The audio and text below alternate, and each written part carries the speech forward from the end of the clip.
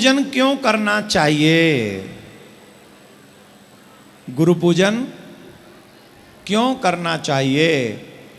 हमारी सनातन संस्कृति में कुछ भी रखने की आदत नहीं है।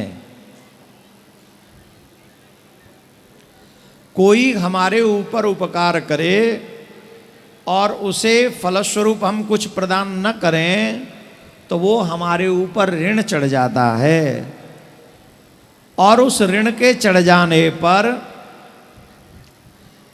हमें बार बार फिर वहां आना पड़ता है उस ऋण को चुकाने के लिए। और इस संसार में सब कुछ प्रदान करने वाले अगर कोई हैं तो वो हमारे गुरुदेव हैं।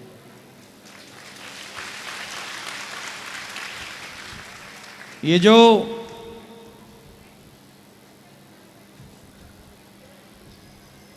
संसार का ज्ञान है ये साधारण ज्ञान है। ये सिर्फ आजीविका कमाना सिखाता है, how to earn money. But Gurudev जो हमें ज्ञान देते हैं वो सिखाते हैं कि हम लोग how to meet the god. हम भगवान से कैसे मिलें ये ज्ञान हमें गुरुदेव से प्राप्त होता है। उस ज्ञान का प्रभाव क्या है, उस ज्ञान से हमें मिलता क्या है?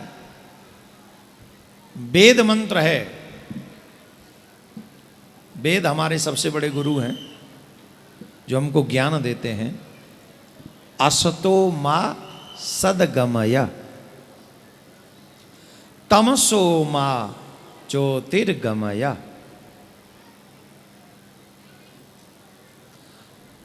मृत्युर्मा अमृतम गमय।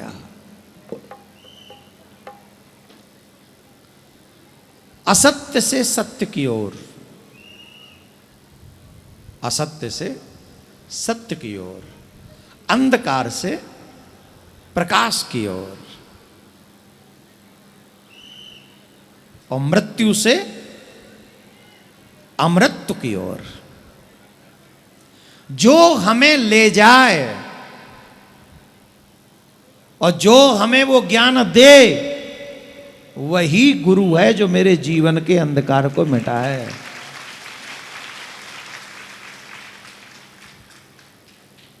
और जीवन में अंधकार क्या है? एक नहीं है, हम अंधकारों से भरे पड़े हैं।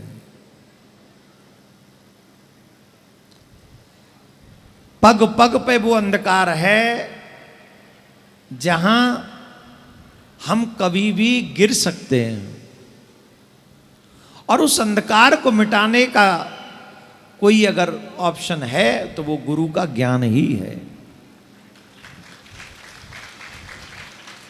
भैया ये जो घंटी सी बजा रहे हैं इसको मौन रख लें। आप लोग कथा में हैं, कहीं क्या बजा रहे हो आप? ये आपकी किसी के पास अगर कोई बजा रहा हो उसे रोक लें, ठीक है? सावधान रहें। तो कहां थे? अंधकार से प्रकाश की ओर, असतो मा सदगमय, असत्य से सत्य की ओर। अब हमारे जीवन में असत्य ज्यादा है। हम बात बात पे झूठ का सहारा ले रहे हैं इस समय। ले रहे कि नहीं ले रहे? ले रहे कि नहीं? जवाब दो। एक उदाहरण दूं यहीं। क्या बज रहे हैं अभी? हैं 12:30। और हम यहाँ कै बजे से बैठे? कै बजे से? 9 बजे से। 12:30 बज गए। और आप लोग कै बजे से बैठे हो पंडाल में? हैं 8 बजे से। और अभी आए 12:30 बजे कुछ महानुभाव, दरवाजा खुलवाया और आगे वाली पंक्ति में बैठ गए। हैं ये क्या है? ये असत्य का साथ है। अब हम इनसे नहीं करें तुम पीछे बैठो, नहीं, पर ये असत्य का साथ है कि नहीं? आए कितने बजे इस बात पे हमें कोई ध्यान नहीं। हमारा किसी से जानकारी है, फोन किया, अरे हम आ रहे हैं, गेट में से घुसा दो, आगे बैठ गए। ये किसका साथ है? असत्य का साथ है। आगे बैठना चाहिए लेकिन उसके लिए 8 बजे आना चाहिए। आगे ही बैठो, 8 बजे आओ। और अगर आ गए हो लेट, तो ये जो पहले आए हैं और पीछे बैठे हैं वो कौन है? क्या वो मानव नहीं? अब अच्छा, नहीं मैं आपको कुछ कह नहीं रहा, पर सच बताओ, ये सत्य है क्या? सत्य है? अच्छा है कि बुरा है? धर्म है क्या धर्म है? गए किसके लिए थे हम? गुरु पूजा करना धर्म है, करके क्या आ गए? जब आप एंटर कर रहे होंगे, इनसे पूछो जो पीछे बैठे वो क्या कह रहे होंगे। हम तो कुछ नहीं कहे, हमने कुछ नहीं कहना, लेकिन जो पहले से वहां बैठे हुए वो क्या कह रहे होंगे आपसे? अच्छा, पीछे वाला ही कोई बता दो क्या कह रहे थे? एक आध तो कोई बता दो, कुछ कह रहे थे कि नहीं? मिस आ रहे थे।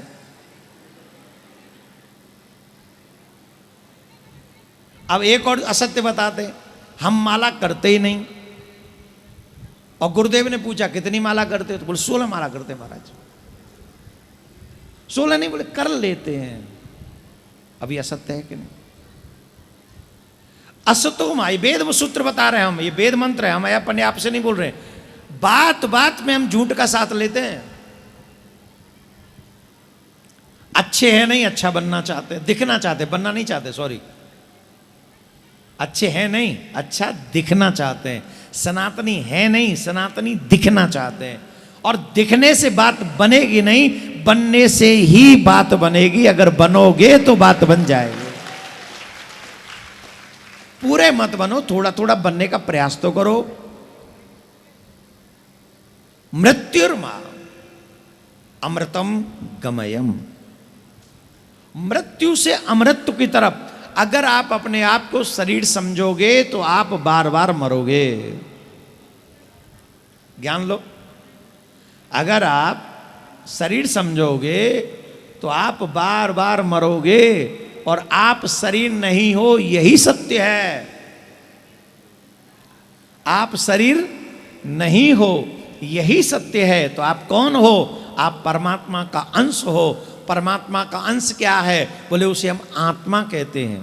क्या कहते हैं? जोर से बोलो। और आत्मा के लिए गीता में क्या कहा गया है? नैनम छिंदंती शस्त्राणि नैनम दहति पावकः। आत्मा को अग्नि जला नहीं सकती, तलवार काट नहीं सकती, पानी डुबा नहीं सकता। तो जब तुम्हें ये बोध हो जाएगा कि तुम आत्मा हो, तो मरने से डरोगे ही नहीं, तो अमृत प्राप्त हो जाएगा, तुम अमर हो जाओगे। ये जो ताली बजा रहे हैं, अभी अमृत तो नहीं मिला है ना। ये सब इस चक्कर में कि महाराज एक दिन तो मरना ही है। मरोगे तो वही जब तक शरीर समझोगे अपने आप को। और जिस दिन शरीर से ऊपर उठ जाओगे कि मैं तो कन्हैया का अंश हूँ, मैं तो प्रिया कांजू का अंश हूँ, मैं तो कभी मर ही नहीं सकता, कहाँ फैलोगी? मिल रही जगह ना मिली नहीं। हाँ, और थोड़ा लेट आती तो और थोड़ा अच्छा। राधे राधे बोलना पड़ा।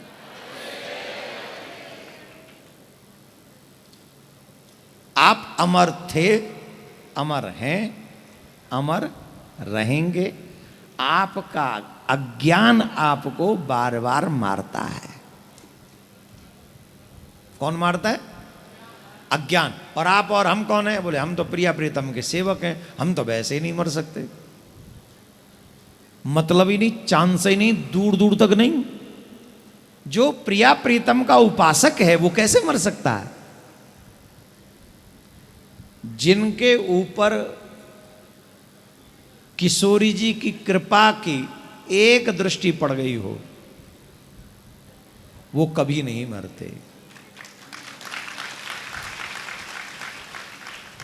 असंभव है मृत्यु उनका स्पर्श करे। वो क्या होता? बोले महाराज मर तो गए थे, शरीर तो छूट गया। शरीर छूट गया, क्यों छूट गया? बोले इस शरीर से किशोरी जी की निकुंज में प्रवेश नहीं था, इसलिए किशोरी जी ने वो स्वरूप प्रदान कर दिया जिस स्वरूप को प्राप्त करके मैं उनकी निकुंज में प्रवेश कर जाऊं।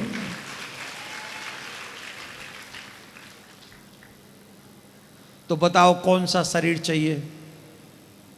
वो जो संसार में सिर्फ दुख देता रहे, या वो जो प्रिया प्रीतम की निकुंज में प्रवेश करा दे? बोलो कौन सा चाहिए? तो उसके लिए तो शरीर छोड़ना पड़ेगा। कौन कौन तैयार है? ये है मृत्युर्मा अमृतम गमया, ये अमृतत्व है, ये है अमृतत्व। जिस दिन ये दृढ़ हो जाएगा, सिर्फ मेरे आगे हाथ नहीं उठाना, दृढ़ हो जाएगा।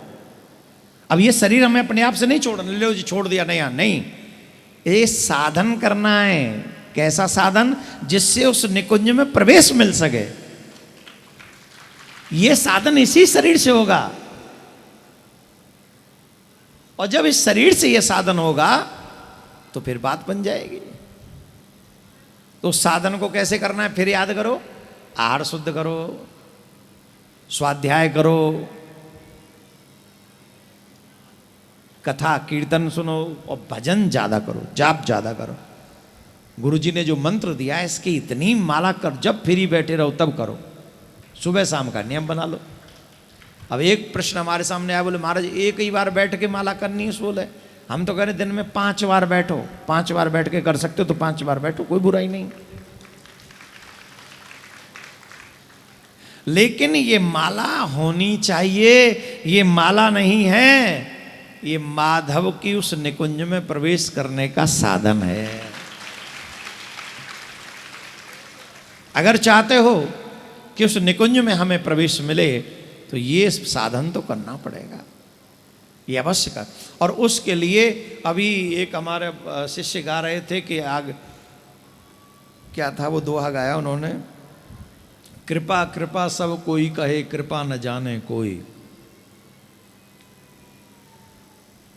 बताओ किस किस को गुरु जी की कृपा चाहिए? बताओ किस किस को प्रिया कांजू की कृपा चाहिए?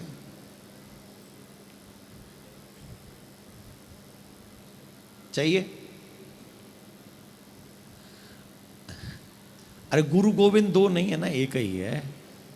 हमने तो 2 नाम ले दिए गुरुदेव के, दोनों एक ही है। किसको चाहिए कृपा?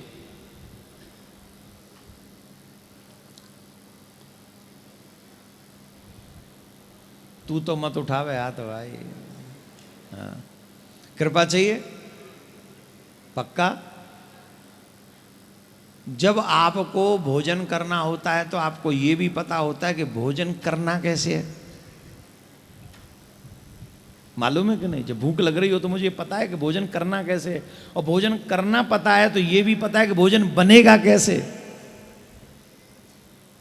मुझे गोविंद की कृपा चाहिए, मुझे भगवान की कृपा चाहिए, पर वो कृपा मिलेगी कैसे, उसमें मेरा इंटरेस्ट नहीं है। मेरा इंटरेस्ट कृपा में तो है कि कृपा कर दो, पर वो कृपा मिलेगी कैसे, वो उसमें इंटरेस्ट नहीं है हमारा। भोजन तो करना जानता हूं, पर भोजन बनेगा कैसे इसमें इंटरेस्ट नहीं है मेरा। यही प्रॉब्लम है। कृपा मांगने से नहीं मिलती, कृपा अपने आप स्वतः ही प्राप्त हो जाती है जब मनुष्य का स्वभाव देखने को मिलता है। आप सच मानिए, कई भजनानंदी बच्चों को जब मैं देखता हूं तो वो कुछ नहीं मांगते, मेरे हृदय से अपने आप आशीर्वाद गुरु के रूप में निकलता है। उसका फल है कि उन्हें साक्षात्कार भी हो चुका है। उसका फल बता रहे हैं हम आपको। साक्षात्कार ठाकुर जी का हो चुका है। क्यों? क्योंकि उनके उस कर्म में वो छिपा है जिससे गुरु प्रसन्न हो जाए।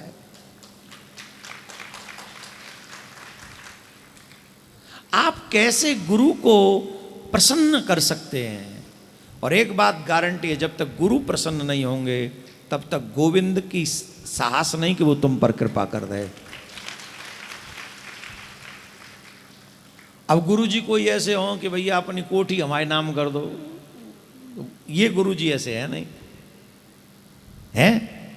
बताओ, हमने कभी तुमसे कुछ कहा हो कि भैया हमें नहीं तो हम तुम्हारा भस्म कर देंगे, ऐसा कुछ कहा? तुम अपने घर, हम अपने घर। एक चीज बार बार मांगते हैं कि माला करो, माला करो, भजन करो, भजन करो, और अगर तुमसे वो भी नहीं होता है तो तुम कृपा पात्र नहीं हो।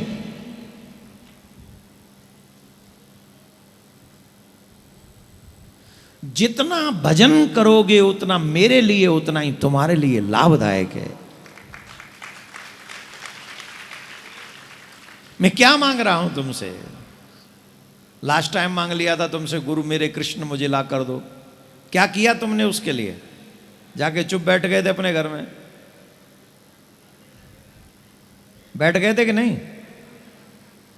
किस किस ने ये कार्य किया था उसके बाद? सच बताना, वो याद उठाना जिन्होंने यहां से जाने के बाद उस मुहिम को आगे बढ़ाने में काम किया हो, बताओ।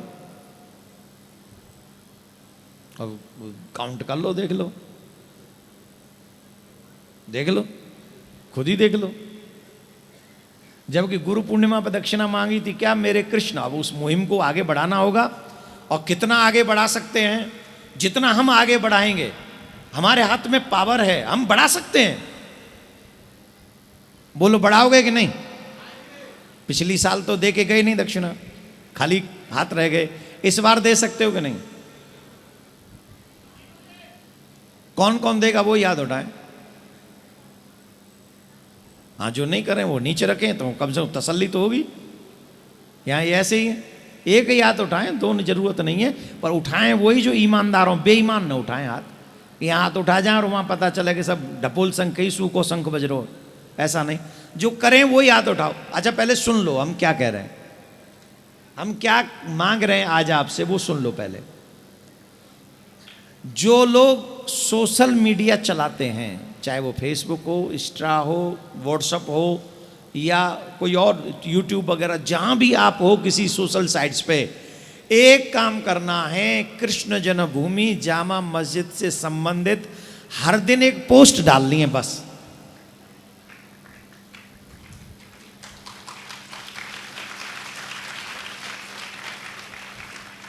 क्या करना है? ज्यादा कुछ न लिख सको तो इतना ही लिखो कि जामा मस्जिद के केस पर न्याय होना चाहिए, कन्हैया मुक्त होने चाहिए, वहां से मथुरा आने चाहिए, कृष्ण भूमि का निर्माण होना चाहिए। ऐसा हम सनातनी चाहते हैं। संविधान का कोई खतरा नहीं, संविधान को तोड़ नहीं रहे, नियमों का उल्लंघन नहीं कर रहे। इतना हम अगर हर दिन एक पोस्ट डालें तो आप पता है सोशल मीडिया क्या है? सोशल मीडिया की खबरें उठ उठ कर न्यूज चैनलों में चलने लग गई। अब ये प्रभाव है। जब हमारे इतने शिष्य हर दिन पोस्ट डालेंगे और लगातार 1 साल तक डालेंगे, मेरे प्यारे, यहां भी सुनवाई होगी और वहां भी सुनवाई होगी, दोनों जगह सुनवाई होगी। और यह भी पता चलेगा कौन कितने और कौन कितनी कृपा पात्र है।